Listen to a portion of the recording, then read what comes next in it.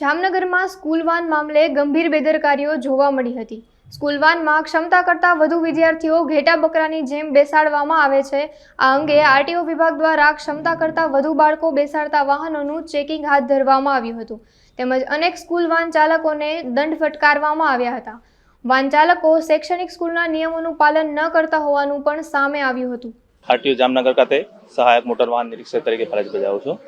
અત્યારે અમે આ માર્ગ સલામતીના ભાગરૂપે જે આપણે સ્કૂલોમાં વિદ્યાર્થીનું વહન કરી રહ્યા હોય તે બાળકોની સલામતી માટે એ સ્કૂલ વાહનોનું ચેકિંગ કરવામાં આવી રહ્યું છે। તેમાં એમના સ્કૂલોમાં જો સીએનજી ઉપર ચાલતા હોય તેમના સીએનજીના જે સિલિન્ડરો એમનું રીટેસ્ટિંગ, પછી એમાં અગ્નિશામક યંત્રો, પછી એમાં આપણે સ્કૂલ પરમિટ ધરાવે છે કે નહીં, સ્કૂલ પરમિટ કરતાં વધારે બાળકો ભરે છે કે નહીં, તેનું સઘન ચેકિંગ કરવામાં આવી રહ્યું છે।